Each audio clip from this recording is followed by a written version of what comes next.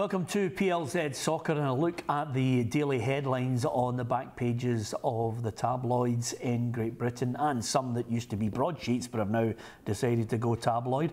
We'll have a look at the headlines, and of course you can join us for a more extensive look at what's been happening north and south of the border by joining us on PLZ Soccer at 4:30, where Barry Ferguson and Alan Ruff will be with me. But the main headline in all the tabloids in Scotland concerns Alastair Johnston. This is well, a contentious one that's certainly going to spark debate over the weekend. The Rangers director has claimed that Rangers are actually ahead of schedule. This is on the back page of the Daily Record, the Sun, the Mail, the Express, and clearly he's got another view on maybe what the Rangers fans are looking at, because on every one of the back pages the Record has got hammered 4-0 by Celtic, no news on the next manager, meltdown in the dressing room, and of course Alastair Johnston. I think the best headline has to be in the Mail, which is basically "Don't panic, we're ahead of target," and it says a Hampden humiliation, players losing the plot on and off the park, an interim boss out of his depth, no guarantee of second place, and of course that twist of a positive message. I mean, let's be realistic about it. The difference between the expectation and the reality of where Rangers are, I can understand why Alastair Johnston would try and put across that message. Whether the Rangers fans are buying into it or not is another matter, because it really is a triple whammy for Rangers fans to debate non-stop at the moment. Is it sack the board? Is it sack the manager? Or is it sack the players? That's the three options, and Kenny Miller and Lee Wallace have been suspended. Whether they'll kick a ball for Rangers again is highly unlikely in Miller's case. Lee Wallace, I don't think he'll kick a ball for Rangers, but I certainly think he'll be at a point where he might get a suspension and then somebody will be told, quick, find him a club in the summer. So it's a sad end, I think, for the two players. As far as Alastair Johnston's concerned, I think it's going to take a little bit more spin to try and get the Rangers fans on side. It might take a half-decent quality name that's going to come in as the manager. I think it's certainly going to have to be second place. He's talking about third would be okay. Third in the table for Rangers, I'm not so sure. The biggest problem Rangers have at times is the person who's doing the PR and the reality of what's happening financially and on the pitch are totally different. Started out with somebody saying we're going for 55, which puts tremendous pressure on the manager. Then of course you're in a situation where they say there's no gap between Rangers and Celtic, which is ridiculous, and that puts pressure on the manager as well. So you've got all these PR spin messages coming out, which filters through to the Rangers fans, and clearly on the back pages everybody has an opinion on this. And Neil Lennon has pitched in there and said that statement from Dave King last week derailed the manager. It wasn't a great statement. It certainly wasn't a vote of confidence for Graham Murty. And I don't know about you, but Graham Murty just looks like a lame duck at the moment, trying to guide this ship towards the summer when season ticket money will be in, maybe investment from somewhere. Rangers need to change their entire team. I only have 4 or 5 players who stay in the team. I don't know about you, how many you think should be staying, but I've got 4 or 5 that I think might stay. The rest of them, it's a clear out, because on the evidence of that game at Hampden, they were absolutely woeful. No leader, nobody with a bit of bite, nobody that understands what it's like to play for Rangers and the standards demanded. So, and as if to rub salt into the wounds, big cheesy smile, Brendan Rodgers in every paper saying we want to win the title now. I had a chat with Chris Commons yesterday, a one-to-one interview which you'll be able to see on PLZ Soccer on the YouTube, and basically he's saying, listen, professional footballers just want to win titles right away.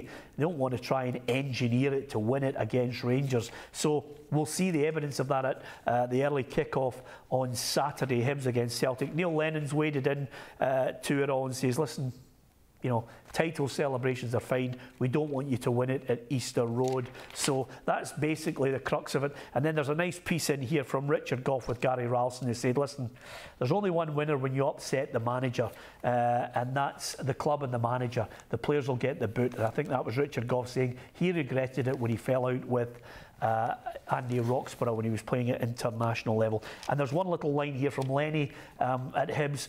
This is talking about his interest in Kenny Miller. Could he go back to Hibs for a second time? What a career Kenny's had. He's played at Wolves, he's played for Celtic twice, played for Rangers twice, 3 times in fact he's signed for Rangers, and of course joined Celtic for a short period as well. But he would go back to Hibs for a second time. I can remember interviewing him as a fresh-faced kid at Easter Road. It's been a long career, and I think it'll be a sad end if some of the messages that come out are confirmed that he's had a pop at the manager. All that good work, all that long service he's given to Rangers, up in a poke.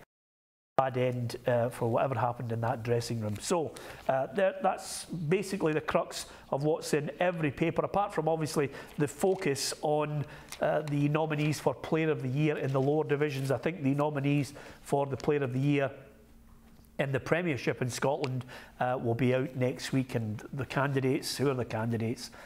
James Forrest, Scott Brown, maybe Christophe Berra, Ryan Christie had a push at Aberdeen, I'm being kind, and over and above that, will there be a Rangers player in there, maybe a young player in there, and of course Chris Boyd's got to get a mention. You can't get to his age and score all those goals and not get a mention. It's as simple as that. So every paper dominated by the troubles of Rangers, and also a nice little piece just talking about Alan Archibald, because it's Partick against Hamilton this weekend. What a fitting tribute it would be to John Lambie if the Partick Thistle players could get their finger out and maybe get a win that takes them away from relegation, possible playoffs. I think they might be in one of them. I don't know about you, give us your thoughts.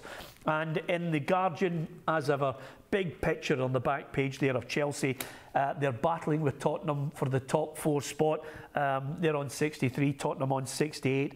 They defeated Burnley by 2-1 last night. But if I'm perfectly honest with you, despite that fact, when I look at the table, I think to myself, I think Tottenham will hold on. I don't think Chelsea are going to get into that top 4. You might disagree with me.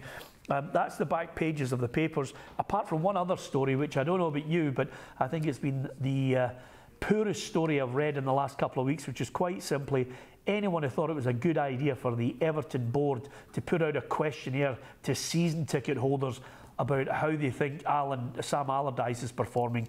It's an absolute disaster. Where are we going to when we're asking fans to assess the manager? You're a board, you've hired him, let him get on with it. Before Sam Allardyce got there, Everton were sinking towards the Championship. He does exactly what it says on the tin. He takes you away from the danger area.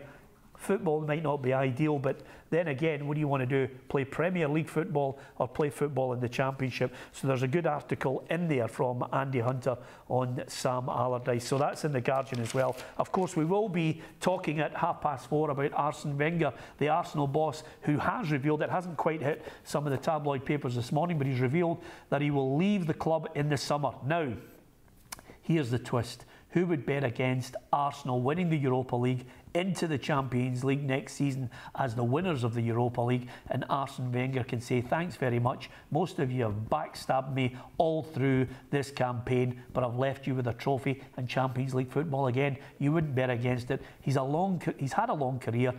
If I'm being perfectly honest with you, I think he's been rather fortuitous that he's got a board that have placed a greater emphasis on Arsenal paying off their debts in the new stadium rather than actually going for titles. It's been a long, long wait for the Gunners fans to actually sample winning the English Premier League, and I think it could be an even longer wait unless, of course, suddenly they come up with a manager in the new year and in the new season, I beg your pardon, that will be galvanising the club and have a king's ransom in money. If Pep Guardiola is getting £200 million to strengthen Manchester City, how much is it going to take to make Arsenal title contenders?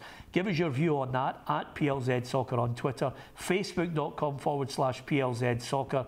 There's lots to talk about. Barry Ferguson and Alan Ruff will be with me. We'll be talking about a title-winning party for Celtic in Easter Road at the Capitol, or will we be talking about Celtic against Rangers and the right to win the title at home in front of their own fans against their great rivals? Give us your idea on that on facebook.com/PLZ Soccer as well. And incidentally, if you've got your phone and you want the up-to-date news on a daily basis with unique video content, then download the PLZ Soccer app in the App Store or Google Play, and you can get that daily basis of chat and of course interaction on the app itself. There's a video reporter. You can post messages or actually record a video and send it to us, and if you are used in the show, we'll send you out a prize from some of the memorabilia we have from football stars from across the globe. It could be a t-shirt, could be a great poster, it could be something that you'd like to put up on your wall. So download the app, and if you want the latest news on your PC, www.plzsoccer.com. Watch us at 4:30 today for the PLZ Soccer Show.